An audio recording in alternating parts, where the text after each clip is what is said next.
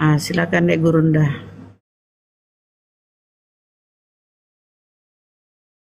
Mana dia? Oke, Lagi Bang Suma sudah siap. Oke, sip. Apa yang kita perbincangkan sesuai dengan tema? harus sesuai dengan tema nggak Bang? Tergantung. Ibu mau bahas apa? Oke. Nanti terakhir tema Oke. nggak menarik ini salib simbol kutub. Ya. Saya cuma mau pertanyakan Siap. soal apa itu yang kalau di Mekah itu ibadah saudara-saudara Muslim itu kalau ke Mekah kan itu ada batu apa? Haji. Hajar Ya. Aswad. Ya, batu Hajar Aswad. Itu kira-kira Bang Suma secara singkat saja sejarahnya bagaimana itu ada berdiri di sana dan mengapa setiap Muslim yang ke sana itu dia punya kerinduan untuk menyentuh batu itu. Iya. Jadi Rasulullah Muhammad SAW kemudian pernah melakukan hal yang sama, menyentuh batu tersebut sehingga ditengok oleh sahabatnya. Jadi ketika berbicara mengenai Hajar Aswad, di dalam Islam itu diceritakan di beberapa riwayat terkait pembangunan Ka'bah oleh Nabi Ibrahim dan juga anaknya Nabi Ismail. Hadis riwayat Tirmizi menyatakan bahwa Hajar Aswad ini adalah batu-batuan dari surga. Batu ini kemudian dibawa oleh malaikat Jibril dari surga dan diberikan kepada Nabi Ibrahim yang sedang menjalankan pembangunan Ka'bah atas perintah Allah.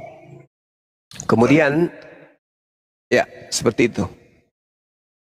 Oke, kalau misalnya berdasarkan apa yang disampaikan Bang Suma bahwa batu-batu itu dibawa oleh malaikat Jibril kepada Nabi Ibrahim, kalau dalam Kristen kami sebut Abraham, untuk membangun sebuah Baitullah. Ka'bah di sana Ka'bah di sana. Artinya itu tidak bisa terlepas dari sejarah kepercayaan orang-orang Yahudi yang mengimani Taurat kan. Dia juga mengimani bahwa Abraham itu adalah nabi terdahulu mereka, nabi nenek moyang mereka. Jadi kepemilikan untuk batu aduh susah sekali saya bilang. Hajar Aswad. Hajar Aswad itu apakah juga diklaim oleh orang-orang Yahudi bahwa itu juga bagian dari mereka atau hanya diklaim oleh orang Muslim? Karena kalau dilihat dari penjelasan Bang Suma bilang tadi itu pemberian malaikat Jibril kepada Ibrahim dalam Ya, jadi kalau kita lihat sejarah dan hadits juga, Nabi Ibrahim bersama dengan anaknya Nabi Ismail yang ke Mekah.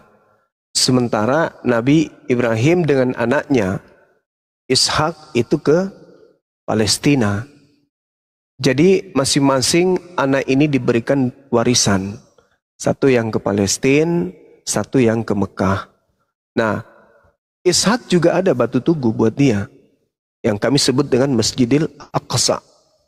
Sedangkan orang-orang Yahudi menyebutnya dengan tembok ratapan. Situ juga ada batu. Nah, sedangkan di Mekah itu ada Hajar Aswad ini yang kami imani.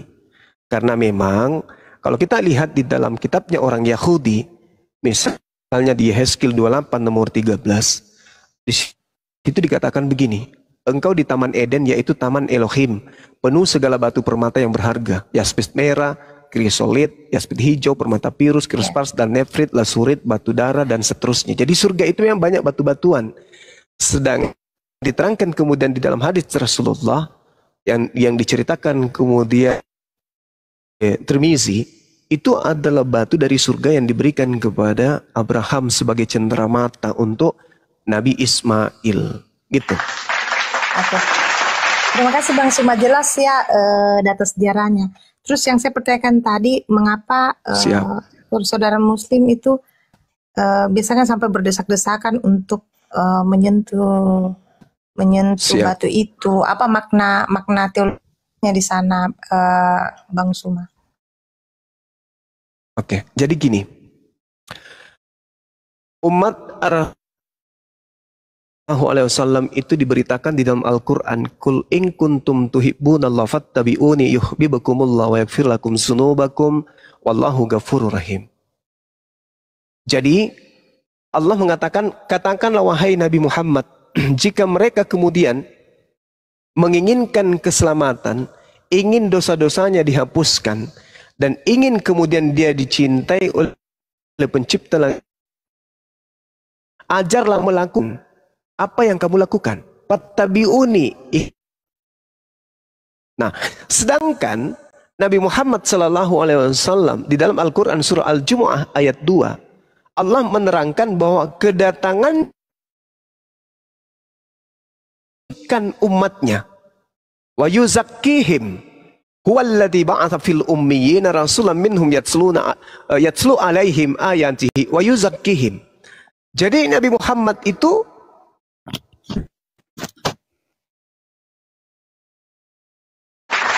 salah satu cara mensucikan manusia adalah menghapuskan dosa-dosa manusia. Dari manusia itu punya dosa harus dihapuskan. Nah, cara untuk menghapuskan dosa adalah mentaati perintah. Salah satu perintah adalah mengusap batu Hajar Aswad. Jadi bukan batunya yang menghapuskan dosa, tetapi melaksanakan perintahnya. Yaitu misalnya saya di Indonesia, saya kemudian datang dari Makassar ke Jakarta, Jakarta nyebrang sampai ke Arab sana untuk menyentuh batu itu. Perbuatan saya, pengorbanan saya, waktu, tenaga, pemikiran, materi yang saya keluarkan kemudian untuk menyentuh batu itulah yang menyebabkan saya mendapatkan upah penghapusan dosa. Sama seperti ketika saya bekerja. Saya bekerja mengangkat batu, memindahkan batu itu ke atas mobil truk. Saya mendapatkan upah duit.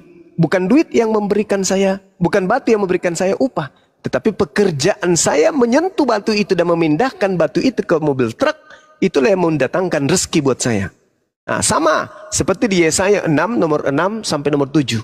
Ketika kemudian batu itu menyentuh mulutnya, maka dosa-dosanya dihapuskan. Coba Anda baca. Belum lagi kalau kita melihat di dalam Yosua 24, nomor 27. Kata Yosua kepada seluruh bangsa itu, sesungguhnya batu inilah akan menjadi saksi terhadap kita. Sebab telah didengarnya segala firman Tuhan yang diucapkannya kepada kita. Sebab itu, batu ini akan menjadi saksi terhadap kamu, supaya kamu jangan menyangkali Elohim Tuhanmu. Nah, kesalahan saudara Kristen. Oke, silakan. Jadi intinya di sini Bang Suma bukan objeknya ya, tetapi lebih kepada perbuatan. Lebih kepada prosesnya ya. Ya, proses usahanya. Menyentuh, usaha untuk menyentuh. Sama seperti sedikit lagi, sama seperti di Keluaran 29 nomor 14. Ya. Bakarlah tainya, kulitnya dan dagingnya sebagai penebusan dosa.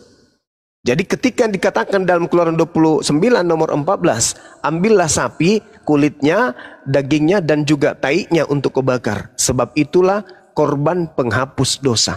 Kan boleh saya katakan kalau pemikirannya, oh ternyata tai sapi bisa menghapuskan dosa. Padahal bukan tai sapinya.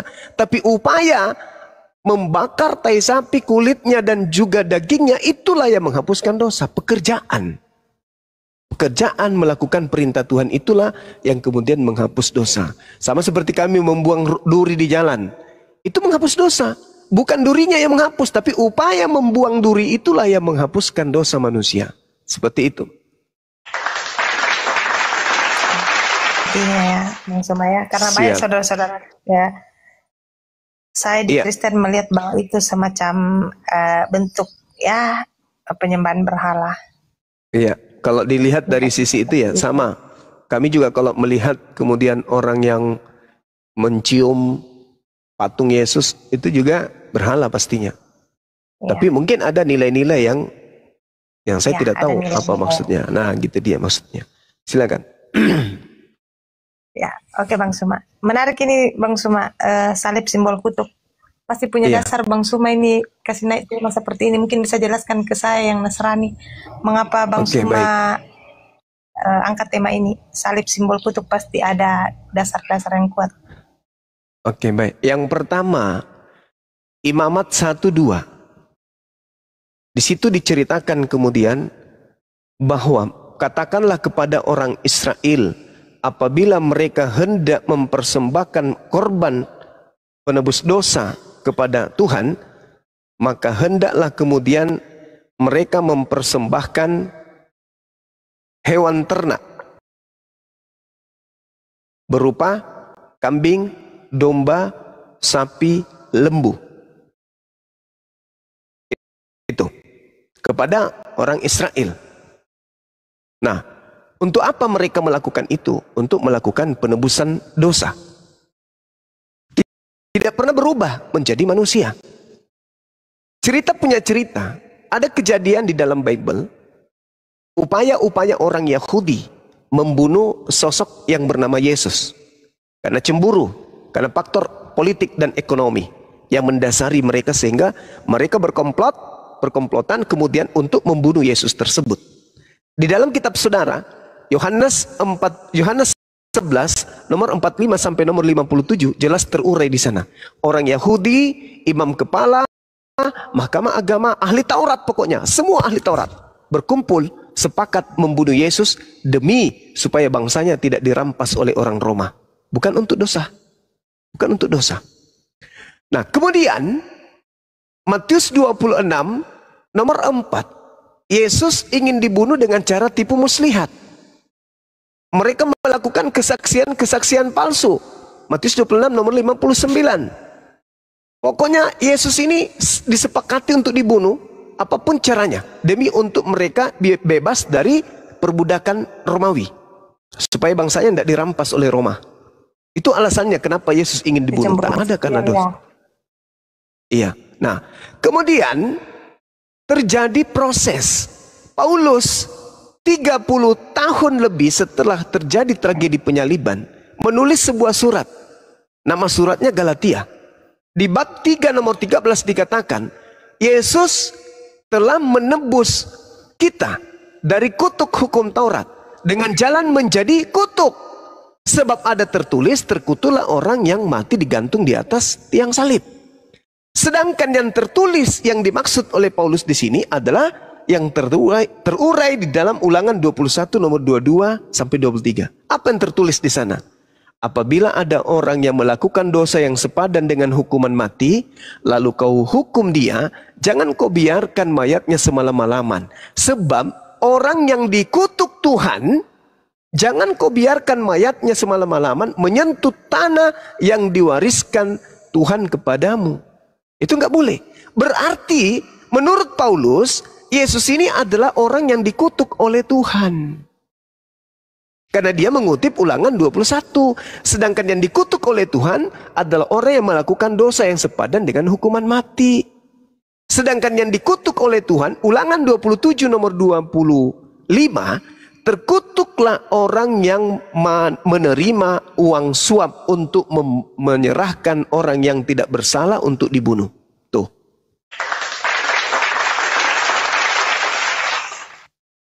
Berarti salib ini apa?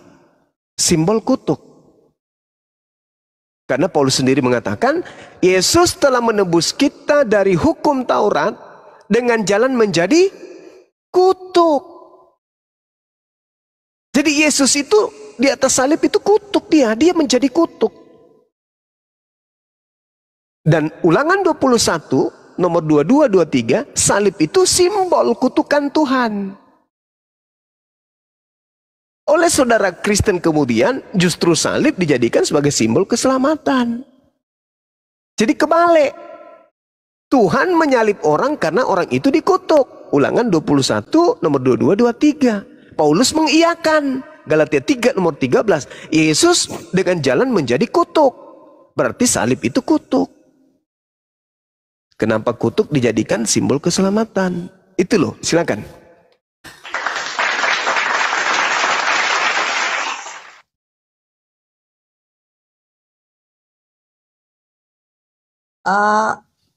Lalu bagaimana Muslim melihat, oke, mungkin kita sepakat bersama bahwa sejarah penyaliban itu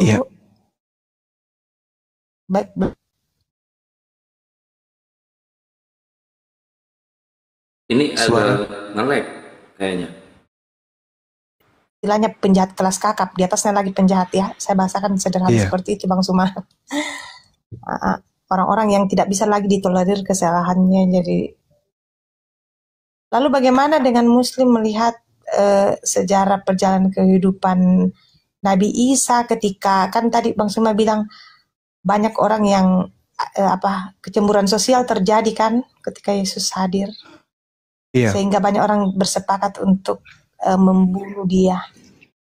Lalu dalam pengetahuan saudara Muslim, bagaimana kisah kehidupan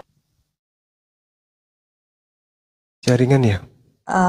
Terjadi kecemburuan sosial itu?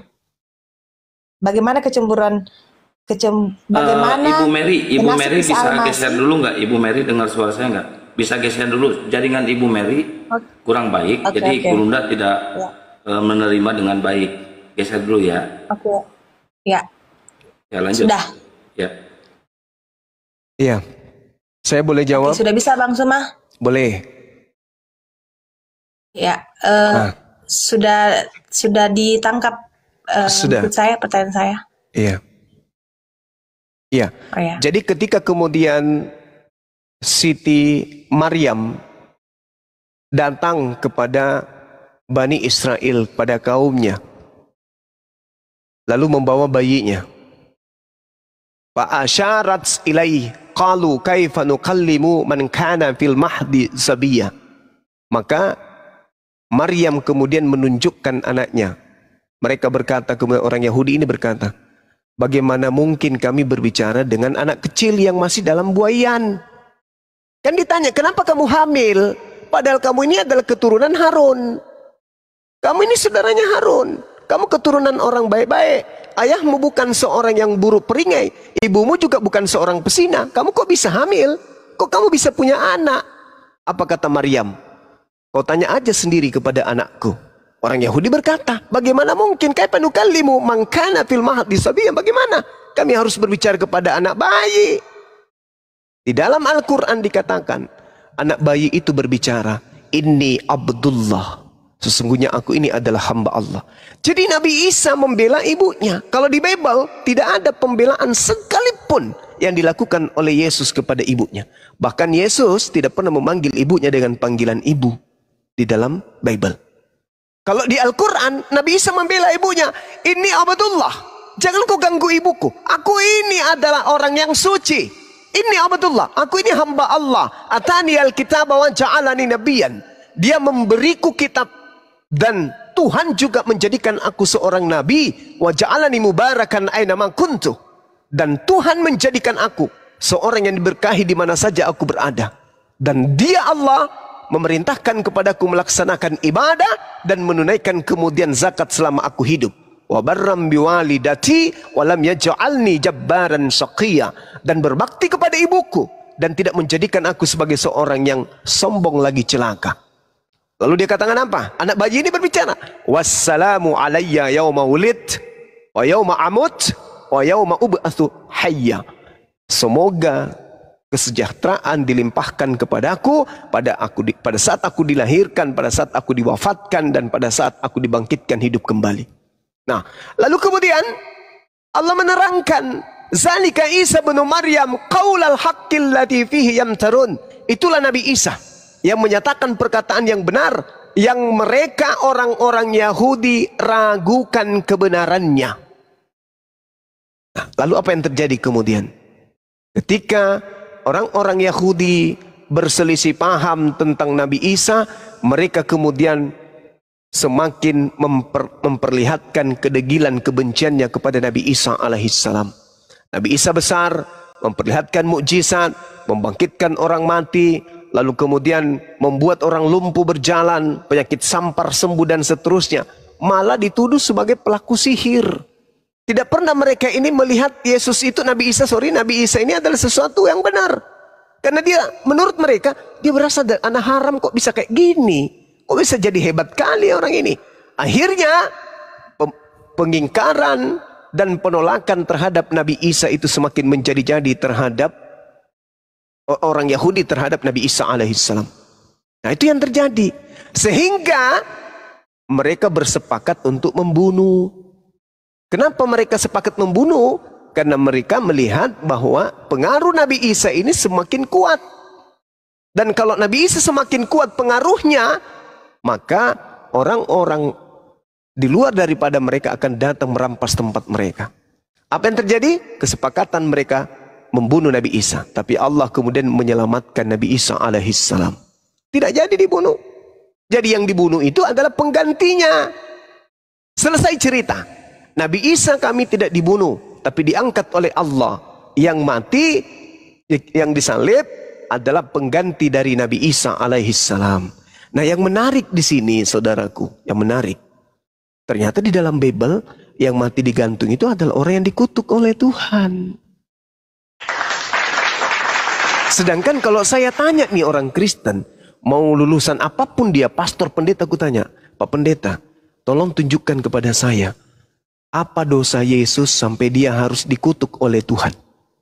Kata mereka, tak ada dosanya. Loh, kalau begitu bukan dia yang mati di atas tiang salib. Karena yang mati digantung di tiang salib adalah orang yang dikutuk oleh Elohim. Karena orang ini melakukan dosa. Oh, tidak ada dosanya Bang Suma. Lalu, dosa-dosa kami lah yang ditanggungnya. Wah, nggak nyambung. Dalil di Bible mengatakan orang yang digantung ini adalah orang yang dikutuk oleh Elohim. Karena orang ini telah melakukan dosa yang sepadan dengan hukuman mati. Paulus memberikan petunjuk itu. Sebab ada tertulis, terkutuklah orang yang digantung di atas tiang salib. Ada tertulis. Di mana tertulis? Ulangan 21. Ternyata di Ulangan 21 yang dikutuk di situ adalah orang yang melakukan dosa yang sepadan dengan hukuman mati. Nah, orang yang dikutuk. Sedangkan yang dikutuk menurut Ulangan 27 nomor 25 adalah orang yang menerima suap untuk menyerahkan orang benar agar dibunuh. Sedangkan di tradisi Kristen yang menerima suap adalah Yudas. Kira-kira ada gambaran tidak Bang Suma, siapa itu orang yang menurut ini, kita berbicara menurut versi Islam, yang menggantikan Isa, karena kan terjadi kecemburuan sosial, singkatnya seperti itu, lalu Nabi Isa diselamatkan oleh Allah, diangkat ke sorga, dan penggantinya lah. Kira-kira ada bayangan dalam Muslim, kira-kira siapa yang menggantikan orang itu? Kalau di Islam dikatakan wa ma qataluhu. Ada data jelasnya begitu? Tidak dijelaskan siapa yang menggantikan. Akan tetapi yang menggantikan Nabi Isa itu dituduh dengan tuduhan yang hanya mengikuti persangkaan belaka. Mereka tidak yakin tentang siapa yang dibunuh ini. Mereka tidak yakin. Makanya coba Anda lihat di dalam Kisah Para Rasul 25 nomor 19. Mereka berselisih paham tentang seseorang yang bernama Yesus. Paulus berkata dia hidup, tetapi orang lain mengatakan dia sudah mati. Berselisih paham. Nah, di dalam Markus 16:12 juga diceritakan. Setelah itu, Yesus menampakkan diri dalam bentuk rupa yang lain kepada dua orang muridnya. Pertanyaannya, dari mana Markus tahu kalau itu adalah Yesus dalam bentuk rupa yang lain? Kan tidak ada. Mereka hanya mengikuti persangkaan belaka. Tak ada yang memastikan. Markus tidak pernah bertemu Yesus. Di mana Markus bertemu Yesus? Tidak pernah. Mereka hanya mengikuti persangkaan belaka. Ini adalah Yesus yang dalam bentuk rupa lain. Dari mana dia tahu? Berarti Al-Quran betul. Mereka tidak yakin dengan apa yang mereka bunuh. Mereka nggak yakin.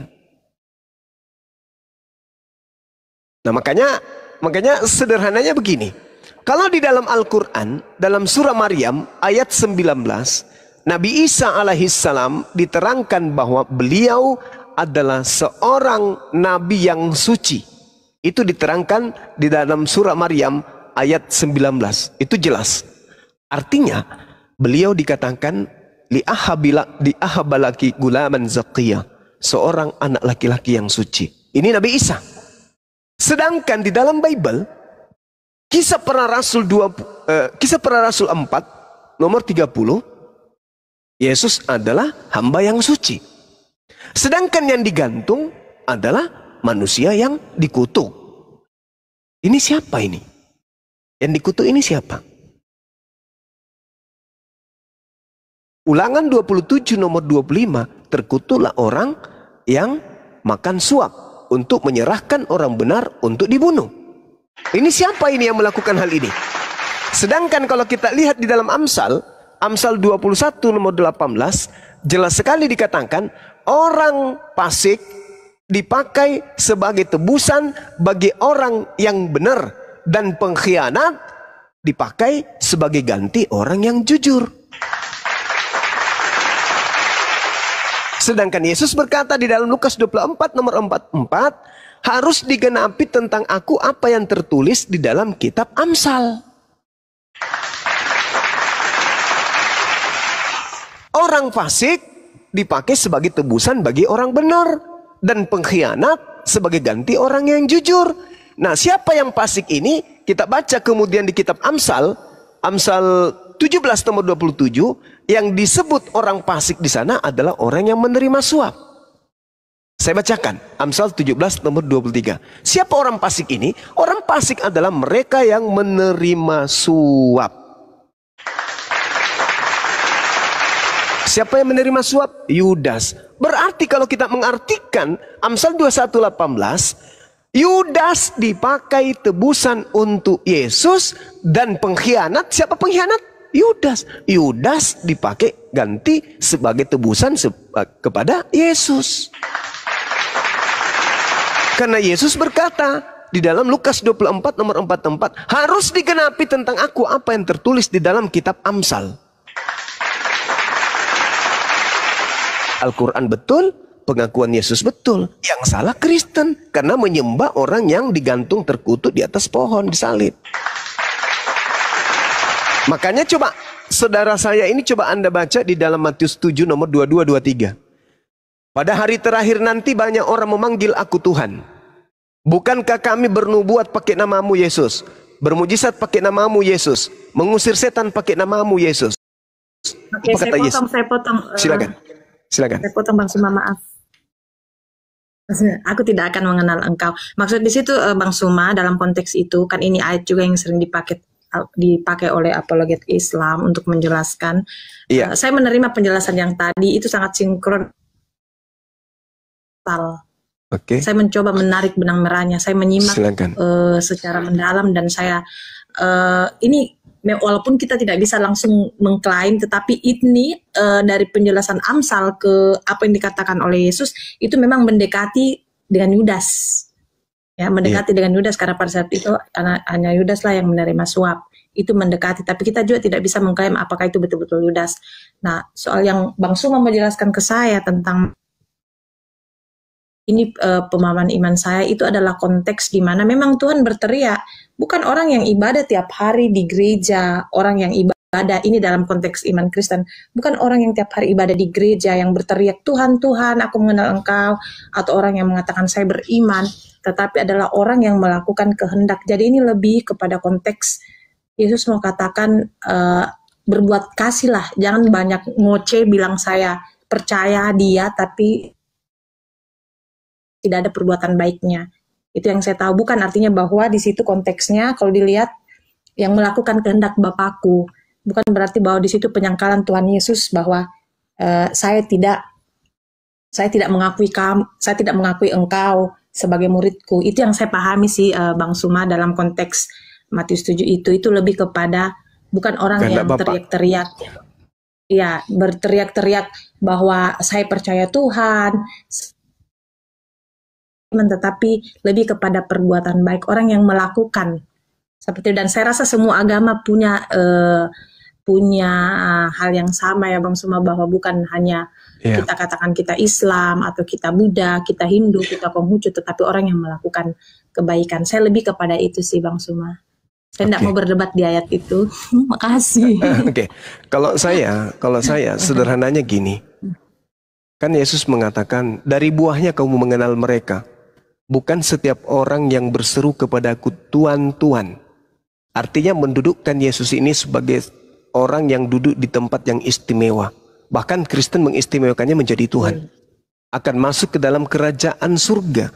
Melainkan dia yang melakukan kehendak Bapakku yang ada di surga. Nah, pertanyaan saya, kehendak Bapa itu menyembah Yesus atau kehendak Bapa menyalib Yesus? Itu tertulis di mana? Di dalam Keluaran 23 nomor 7 nomor 8, jangan kau membunuh orang yang tidak bersalah. Jangan kau membunuh orang yang benar. Itu kehendak Bapa. Amsal 6 nomor 16, 6 perkara yang dibenci oleh Tuhan, bahkan 7 kekejian di dalam hatinya, yaitu menumpahkan darah orang yang tidak bersalah. Menumpahkan darah Yesus yang tidak bersalah itu adalah kekejian. Itu hal yang dibenci. Berarti Bapak berkehendak jangan bunuh Yesus. Keluaran 23 ini nomor 7 nomor 8. Jangan membunuh orang yang tidak bersalah. Jangan. Itu kehendak Bapak. Dan kalau secara garis besar, ya, kehendak Bapak ini ibadah Minggu atau ibadah Sabtu. Kehendak Bapak makan babi atau jangan makan babi. Kehendak Bapak masuk ke sinagoge atau masuk ke gereja. Kehendak Bapak ini nyembah Yesus atau menyembah Bapak yang di surga. Semua dilanggar. Makanya Yesus mengatakan, "Enyahlah daripada-Ku." Setuju di situ. Kehendak Bapa dalam Matius konteks 7 ini, kalau kehendak Bapa dari seluruh Bible kan besar lagi maknanya Bang Suma, tapi maksudnya kehendak Bapa dalam konteks Matius 7 ini itu lebih kepada orang-orang Farisi yang merasa bahwa dialah ahli Taurat, dialah yang paling labelnya saja mereka para ahli Taurat, tetapi selalu mendiskriminasikan orang-orang yang miskin, orang-orang yang ya istilahnya tidak bisa diterima di masyarakat menurut orang-orang Yahudi. Itulah yang mereka diskriminasikan. Jadi kalau kehendak Bapa secara luas memang besar maknanya Bang Suma, tapi dalam konteks Matius 7 yang saya pahami di sini teguran keras Yahudi yang mengklaim dirinya serba tahu tentang Taurat tetapi tidak melakukan kehendak Bapa. Itu Bang Suma. Gurunda izin, Assalamualaikum warahmatullahi wabarakatuh, Gurunda dan guru-guru yang lain. Waalaikumsalam warahmatullahi wabarakatuh. Di bawah ada Dayang Handi mau naik, moderator dinaikkan dulu ya. Fadhol Gurunda, mohon maaf lanjut. Di Matius 7 ini Yesus sedang berbicara dengan orang Yahudi, murid-muridnya, bukan dengan orang Kristen, bukan juga dengan orang Islam. Nah, dalam pemahaman orang Yahudi, kehendak Bapa itu menghakimi, karena di situ kan konteksnya. Ya, orang Yahudi paham kehendak Bapa itu di mana? Perjanjian Lama atau Perjanjian Baru? Kalau kehendak Bapak? Perjanjian Lama. Perjanjian Lama berarti yang dimaksud di sini adalah bukan setiap orang yang berseru kepadaku, melainkan dia yang melakukan hukum Taurat. Yang melakukan hukum Taurat inilah yang dikenali oleh Yesus. Muncul Kristen ikut-ikutan yang bukan penganut Taurat, manggil Yesus Tuhan, bermujizat pakai namanya. Sehingga Yesus mengatakan pada hari terakhir nanti, aku akan mengatakan kepada mereka, enyahlah daripadaku, aku tidak mengenal kalian, kalian pemungut kejahatan. Kenapa? Karena mereka ini bukan melakukan kehendak Bapa. Kehendak Bapa itu adalah melakukan hukum Taurat. Makanya di dalam Matius 23, nomor 1, nomor 2, nomor 3, Yesus berkata apa? Jangan kau mengikuti orang-orang ahli Taurat dan orang Farisi. Sebab mereka berkata tentang hukum Taurat, tapi mereka tidak mempraktekkan. Berarti hukum Taurat itu harus dipraktekkan. Sedangkan Paulus mengatakan dengan matinya Yesus, Yesus telah membatalkan hukum Taurat dengan segala perintah yang ada di dalamnya. Dalam Efesus 2 nomor 15. Berarti yang dimaksud Yesus di sini yang bisa selamat adalah yang melakukan kehendak Bapa. Kehendak Bapa itu adalah hukum Taurat. Makanya dalam Ulangan 4, apa kata Tuhan di sana?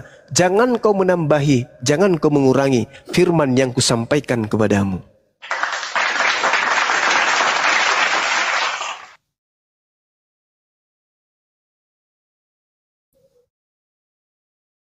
Ya, Ibu Mary. Ya Pak. Lagi menyimak, lagi loading. Ya, itu dia. Jadi Yesus ini mengatakan hukum Taurat sama seperti ketika dia berkata di dalam Matius Matius 5 tadi. Barang siapa yang meniadakan hukum Taurat meskipun yang paling terkecil. Ini kalau kita sikapi dengan akal sehat, Yesus berbicara kepada Bani Israel. Barang siapa yang meniadakan hukum Taurat meskipun yang paling terkecil dan mengajarkan kepada orang lain, maka dia akan menempati tempat terhina di dalam kerajaan langit. Apa tempat terhina itu? Neraka. Berarti tidak boleh menghilangkan. Nah, sedangkan kalau kita melihat apa yang dilakukan oleh Paulus, menghilangkan hukum Taurat, mengajarkan orang untuk tidak bersunat.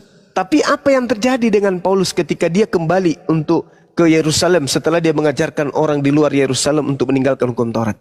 Apa yang Paulus lakukan? Coba saudara lihat di dalam Kisah Para Rasul 21 nomor 15 sampai nomor 26. Paulus bertaubat. Coba.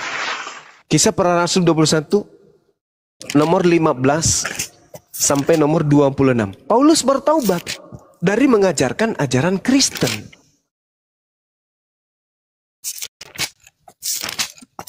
Ya, moderator jangan naikin dulu Kristen yang lain ya. Pertemuan Paulus dan Yakobus di Yerusalem. Ya, betul. Coba baca sampai nomor 26. Apa yang Paulus lakukan di situ? Bertaubat. Gila. Ayat 15 sampai ayat 26. Ada yang bisa bacakan supaya teman-teman yang lain dengar? ke rumah seorang yang bernama Ayat berapa, Gurunda? Ya, dari 15 sampai nomor 26.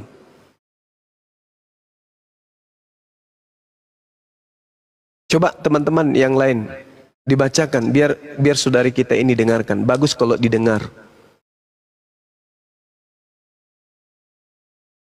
Hei. Surat berapa, Gurunda? Kisah Para Rasul 21. Izin ya, ada Pak Adwin ini nanti juga direspon. Dia mau memperkuat Islamnya, diusir dari keluarganya, dia mau syahadat ulang Bang Juma. Ya ini Adwin, nantilah habis ini. Kau stay di sini Adwin. Siap. Oke. Siap. Lanjut Iya, dulu. siap Bang, siap. Kisah Para Rasul Silakan. 12 21. Alamak, gimana?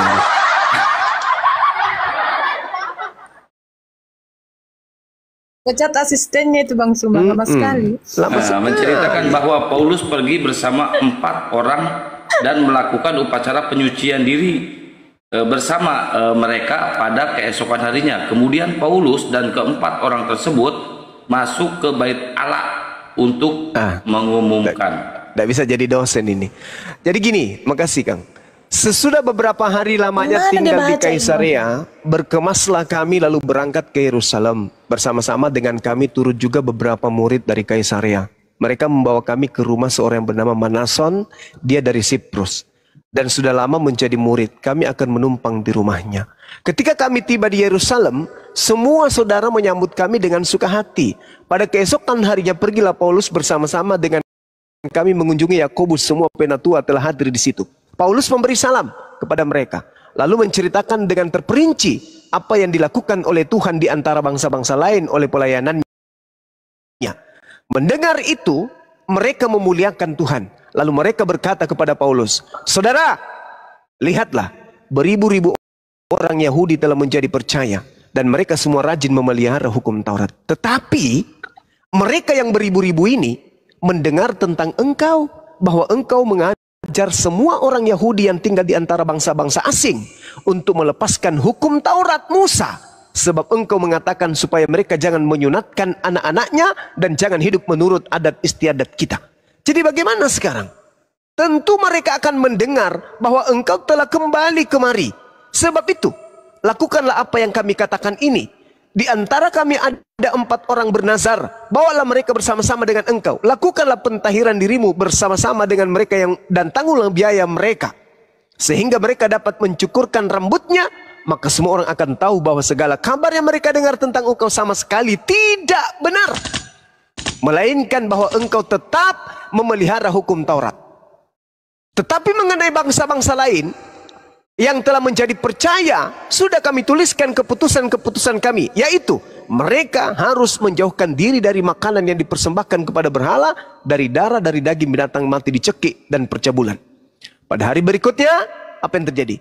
Paulus membawa orang-orang itu serta dengan dia, dan Paulus mentahirkan diri bersama-sama dengan mereka. Lalu Paulus masuk ke bait Allah untuk memberitakan, bait Tuhan untuk memberitahukan bahwa bila mana pentahiran akan selesai dan persembahan akan dipersembahkan untuk mereka masing-masing. Tuh, Paulus bertobat. Paulus kembali ditahirkan. Beliau kembali dibaptis. Dikembalikan, ditahirkan, disucikan. Lalu Paulus kemudian mempersembahkan persembahan. Persembahan apa yang dilakukan oleh orang Yahudi ketika dia mempersembahkan? Hewan.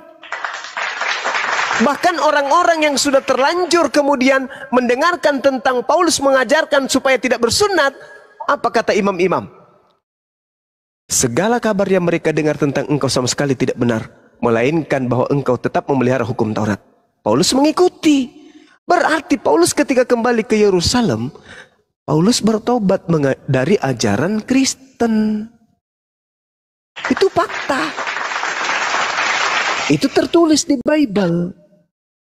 Berarti yang terjadi selama ini Paulus memprank orang-orang Roma, orang-orang Yahudi, orang-orang Romawi. Sedangkan orang Romawi juga punya kepentingan. Apa itu? Mereka harus melanjutkan ritual kepercayaan nenek moyang. Apa itu? Pesta Minggu, Natalan, nyembah kepada Tuhan dewa-dewa mereka. Maka Yesuslah dijadikan sebagai Tuhan dewa mereka kemudian. Diterimalah surat-surat Paulus. Itulah yang terjadi. Makanya orang Yahudi menganggap orang Kristen ini bidat, najis, tama. Orang yang najis. Orang Kristen ini dianggap Abu Dasarah. Mereka adalah orang-orang di luar daripada pemahaman Yahudi, orang yang sesat. Begitu ceritanya. Datanglah Islam untuk meluruskan ajaran Nabi yang dibengkokkan. Seperti itu adanya. Begitu saudariku. Lanjut, Bang Handi silakan. Allahu Akbar. Ikhwan Pilah ini Komal kelap-kelip di tap-tap ya. Jangan sampai rungkat Ikhwan Pilah. Kelip. Lanjut, Deng. Deng Handi silakan. Solusi dulu sama Meriati dulu. Bukan belum. Oke, Bang Suma, terima kasih. Siap. Bang. Siap. Iya, gimana? Sinyalnya bermasalah Ibu Mary. Bang Suma asli mana, Bang Suma? Saya orang Makassar. Kita iya. Oh. Orang Toraja kita. Toraja. Iya. Susisia kipale. Susisia itu tahu. Romi. Saya dari Mangkendek. Berdomisili di Makassar. Sangala. Iya. Orang Toraja itu pintar, baik, sabar. Apalagi orang Makale. Wih. Iya serius, orang Toraja itu sabar, baik, santun. Mereka itu Kecuali santun. Pak Bombom. Apalagi kalau tidur Pak sabar Bombom sekali. itu campuran. Pak Bombom campuran dia. Kalau orang Toraja itu sabar. Saya besar di kalangan orang Toraja. Pantasan Banyuma kalau malam pakai sarung. Kalau saya orang Toraja yang besar di kalangan budaya Makassar, Bang Oh, Suma. iya. Iya.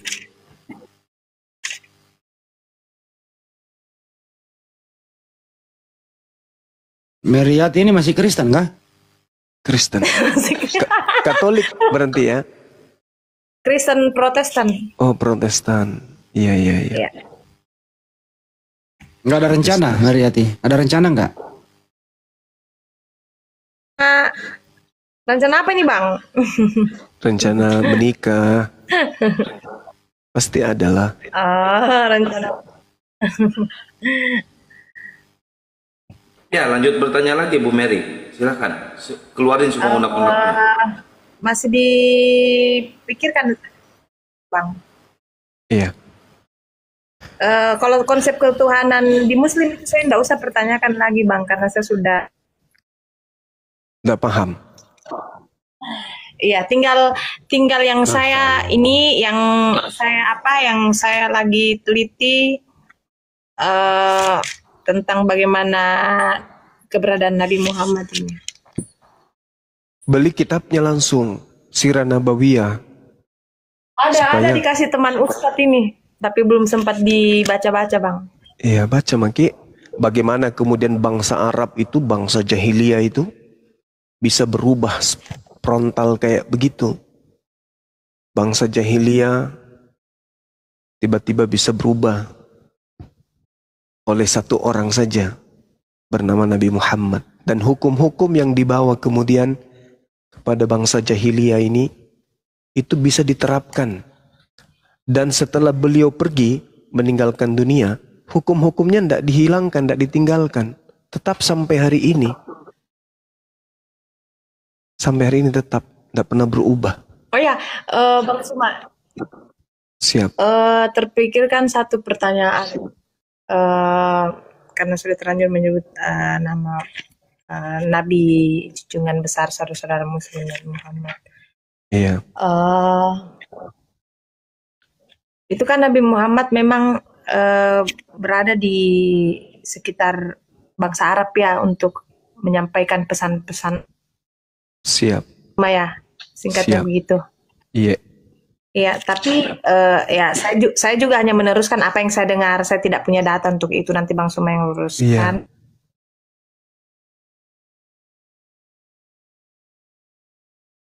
Bagaimana? Sinyalnya itu Gurunda.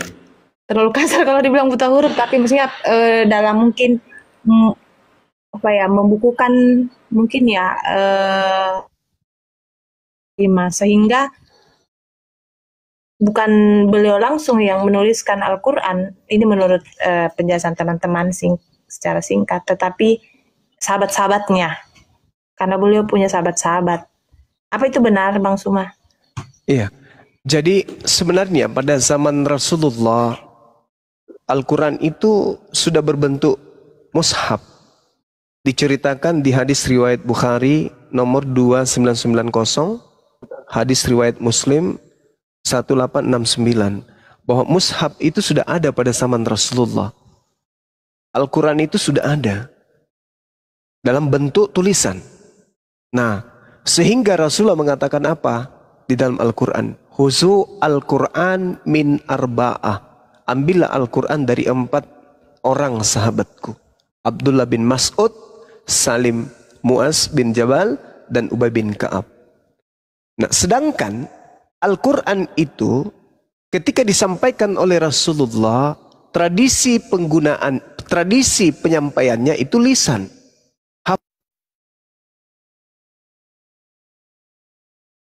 Aduh, kena report. Kena lagi. Kena report, Bang Suma. Astaga. Aduh. Oke, Digaspol silakan. dulu tab-tab layarnya teman-teman. Mungkin bisa membantu Bang Suma menjelaskan. Ya, biar nggak bias, biar Gurunda aja, Bang Juma aja yang menjelaskannya, Bu ya. Sabar dulu ya. Nanti naik lagi dia, akunnya banyak, ada 334.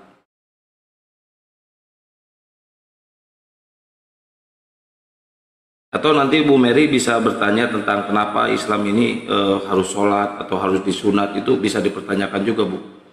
Insya Allah bisa dijelaskan. Soal itu kalau konsep itu enggak usah, Bang. Udah tahu ya? Saya lebih tertarik untuk mencari identitas Nabi Muhammad, mengapa dia punya. Dia kan kalau diketik di Google itu muncul manusia yang sangat berpengaruh di dunia, muncul namanya yang pertama. Jadi pasti orang punya rasa penasaran mengapa dia punya pengaruh seperti itu. Padahal kalau dipikir latar belakang pendidikannya dia tidak seperti Paulus yang terpelajar.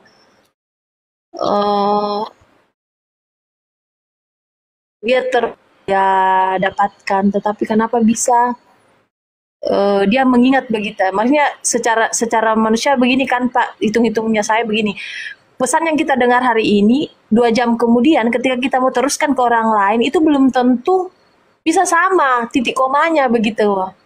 Nah, Nabi Muhammad kan juga adalah manusia yang sama seperti kita, punya mata 2, telinga 2, pikiran seperti itu. Tetapi kalau saya seorang yang bukan Muslim mempertanyakan itu, kenapa bisa terbukukan apa ya Al-Quran.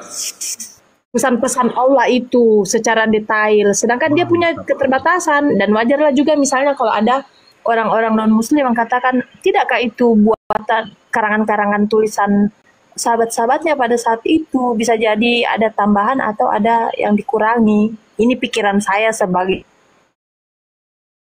itu, makanya saya mau penjelasan. Begini Ahi, punya kemampuan seperti Yan bagaimana. Santang ya. Mungkin tadi yang jawaban yang tadi biar dilanjutkan sama Gurunda Zuma, benar kata Akhi Kian Santang, biar tidak bias. Tapi sedikit Mbak Miria ya. Sebenarnya Iya. sudah menunggu Gurunda dan Gurunda sudah datang. Lanjut Gurunda, tafadhol. Oke, baik. Iya. Jadi kalau dalam pengajaran Quran sahabat dari Rasulullah itu ada yang disebut ijazah dan wasimaan. Apa itu? Ijazah setoran dan semaan. Jadi praktiknya adalah seorang guru membaca ayat suci Al-Quran, murid mendengarkan dengan seksama. Setelah sang guru selesai membaca, murid membaca ulang yang dibaca oleh gurunya. Nah, ketika ada kesalahan, maka pasti akan diluruskan. Al-Quran diwahyukan selama 22 tahun kurang lebih. Waktu yang sangat cukup kemudian untuk menghafalkan Al-Quran. Dan yang menghafal itu bukan cuma 1-2 orang. Hampir seluruh sahabat. Sedangkan hari ini, anak-anak Islam bukan sahabat Rasulullah. Bisa menghafal Quran, ada yang 3 tahun. Bisa menghafal sampai 30 juz. Apalagi mereka orang-orang Arab, orang-orang cerdas. Jadi tidak ada keraguan kemudian, karena ketika ayat suci Al-Quran itu keliru, pasti kemudian orang akan tahu, dunia akan bergemuruh. Contoh, ada nggak yang bisa baca Quran di sini? Sembarang, baca Quran ayat apa saja atau surat apa saja. Insya Allah saya akan tahu, kalau itu hurufnya salah, makhrajnya salah, keliru, cara bacanya pun saya ngerti. Artinya apa? Tidaklah mungkin Rasulullah membiarkan sahabatnya salah di dalam mengajarkan Al-Quran. Contoh, ketika saya membaca surat di dalam Al-Quranul Karim misalnya, A'udzubillahi minasyaitonirrajim. Wa tara katsiran minhum yusari'una fil itsmi wal udwan wa aklimhimul lihimus suhar. Salah begitu pasti ditegur. Kalau ada keliru pasti ditahu. Salah huruf saja, salah bacaan pasti bergemuruh dunia ini. Umat Islam semuanya akan mengatakan itu salah. Misalnya, saya baca begini.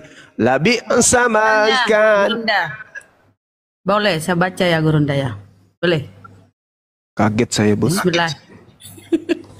Tadi jauh. Bismillahirrahmanirrahim. Innaka laminal mursalan. Nah, salah. Harusnya kasrah. Nah, betul. Bacaan bawah. Mursalin. Mursalin. Pasti ketahuan. Pasti ketahuan. Tidak bisa tidak. Makanya Al-Quran itu dikatakan inna nahnu nazzalna dzikra wa inna lahu lahafizun. Aku Tuhan yang mewahyukan Al-Quran dan aku juga yang akan menjaganya. Makanya tidak bisa keliru. Mau sampai kapanpun upaya-upaya untuk merubah Quran, dunia akan bergemuruh. Tidak akan pernah bisa. Apalagi zaman Rasulullah. Sekarang aja yang kita sudah 1400 tahun bisa tahu, apalagi zaman beliau. Gak bisa salah. Al-Quran itu. Paham. Ya, lanjut Bang. Silakan. Ya, Silakan. paham. Ini kan zaman Injil dibawa oleh Nabi Isa dengan Nabi Muhammad itu jaraknya kurang lebih 600 tahun ya. Mohon diluruskan kalau salah. Jaraknya kurang lebih seperti itu, 600 tahunan seperti itu. Dan di Al-Quran ada begitu banyak sekali ada di Bible. Baik itu dalam konteks perjanjian lama maupun Gimana di Al-Quran di Al-Quran ada begitu banyak cerita-cerita yang hampir sama dengan yang ada di kitab Taurat ya, perjanjian lama maupun perjanjian baru. Iya. Nah, teman saya biasa bilang begini, kalau kamu beli buku, dianalogikan begini, kalau kamu beli buku, kamu mau cetakan yang Nah, pasti orang selalu mau bilang cetakan yang terbaru seperti itu. Nah, lalu kalau memang kita mau cetakan terbaru, pasti ada patronnya, ada ukurannya, ada istilahnya sumber utama yang dipakai untuk membuat cetakan buku baru seperti itu. Nah, sehingga banyak teman-teman Kristen yang bilang begini. Ini ya teman-teman Kristen yang bilang begini, Bang Suma. Siap. Copy paste karena kenapa banyak tentang Taurat, Perjanjian Lama, terus Injil dan lain sebagainya itu hampir sama semua ceritanya di Al-Quran. Berarti ini dikopas ya seperti itu. Nah, sedangkan penjelasan dari saudara-saudara kita yang Muslim, mereka ya saya sederhanakan, mereka katakan menyempurnakan seperti itu melalui pengahyuan kepada Nabi Muhammad. Oke. Nah, itu pandangan Bang Suma itu bagaimana? Oke, baik. Jadi kalau kita melihat nih, bagaimana Lukas, Markus, Matius, dan penulis Yohanes menceritakan tentang Paulus, tentang Yesus. Mereka nggak sesaman dengan Yesus. Penulisan mereka ada yang ditulis tahun 53, ada yang ditulis 64, dan seterusnya. Nggak ada yang ditulis pada zaman Yesus. Artinya mereka menuliskan berdasarkan berita-berita yang mereka lakukan penyelidikan. Menyalin dari penulis yang lain, atau melakukan penyelidikan, atau mendengarkan kesaksian-kesaksian orang. Sedangkan baginda Rasul Muhammad SAW tidak bisa bahasa Ibrani, tidak bisa bahasa Aram, tidak bisa bahasa Yunani, bahkan membaca pun beliau tidak bisa. Lalu dari mana beliau ini mendapatkan kemudian upaya-upaya untuk membaca dan menjelaskan tentang Taurat? Tidak. Allah Subhanahu wa taala menjelaskan di dalam Al-Qur'an. Wa min qablihi kitabu Musa imama wa rahmah wa hadza kitabu musaddiqul lisanan arabiyya liyunziral ladina zalamu wa busyra lil muhsinin. Dan sebelum Al-Qur'an kata Allah, wahai Nabiku Muhammad, telah ada kitab Musa sebagai petunjuk dan rahmat. Dan Al-Qur'an ini adalah kitab yang membenarkannya dalam bahasa Arab untuk memberi peringatan kepada orang-orang yang zalim dan memberi kabar gembira kepada orang-orang yang berbuat baik. Jadi Al-Quran, wahyu Allah yang maha melihat, maha mendengar, yang menyaksikan tentang Tauratnya, yang menyaksikan tentang Injilnya, yang datang kepada nabinya terdahulu, keadaannya disampaikan kemudian kepada Rasulullah dalam menggunakan bahasa Arab. Makanya di dalam Al-Quran, di dalam surah Al-Ma'idah, ketika Nabi Muhammad menerima Al-Quran, apa kata Allah? Ya ahlal kitab, qad ja'akum rasuluna yubayyinu lakum katsiran mimma kuntum tukhfuna minal kitab wa ya'funa an katsir. Qad ja'akum minallah nur wa kitabum mubin. Wahai ahli kitab Yahudi dan Nasara, sungguh telah datang Rasul kami Nabi Muhammad SAW datang kepadamu menjelaskan kepadamu banyak hal dari isi kitab yang kalian sembunyikan, dan banyak pula yang dibiarkannya untuk tidak dijelaskan. Sungguh telah datang kepadamu cahaya dari Allah, yaitu Islam, dan kitab yang menjelaskan, yaitu Al-Quranul Karim. Lalu kata Allah apa? Yahdi bihil lamanit tabaridwanahu subulas salam. Dengan Al-Quran itulah kemudian Allah memberi petunjuk kepada manusia yang mengikuti keridaannya kepada jalan keselamatan.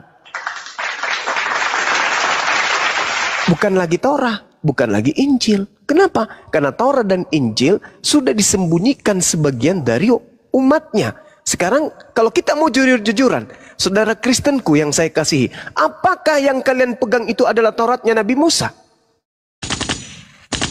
Apakah yang kalian pegang itu adalah kitabnya Yesus? Kalau mau jujur, sudah pasti bukan. Bukan Tauratnya Musa dan bukan kitabnya Nabi Isa. Inilah yang diterangkan oleh Al-Quran. Yahdi bihil lamanit tabaridwanahu subulas salam. Wahai ahli kitab, pemegang Taurat dan pemegang Injil, Allah memberi petunjuk kepada kalian dengan mengikuti keridaannya kepada jalan keselamatan. Dengan Al-Quran, Allah mengeluarkan orang dari gelap gulita kepada cahaya dengan izinnya dan mendapatkan petunjuk jalan yang lurus. Kita mau baca kitabnya Nabi Musa, tak ada. Kitabnya Nabi Daud, tak ada. Kitabnya Yesus, Nabi Isa, tak ada. Mana kitab itu. Sedangkan Markus, Matius ini hanyalah penulis-penulis yang menuliskan tentang peristiwa-peristiwa yang terjadi pada masa Yesus dan murid-muridnya. Yesus ceritanya dengan Tuhannya dan dengan umatnya. Terus kitabnya mana? Tak ada. Yang sampai pun di Indonesia hanya terjemahan. Sedangkan terjemahan itu adalah bukan firman Tuhan. Apa buktinya? Terjemahan bisa dikoreksi, terjemahan bisa direvisi. Sedangkan firman Tuhan tidak bisa dikoreksi, tidak bisa direvisi. Nah, ini yang dialami oleh kitabnya saudara Kristen.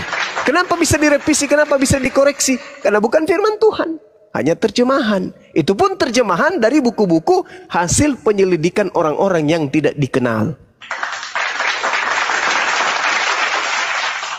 Alhamdulillah Al-Quran hadir kemudian sebagai penunjuk jalan menuju kepada jalan keselamatan. Seperti itu. Silakan yang lain.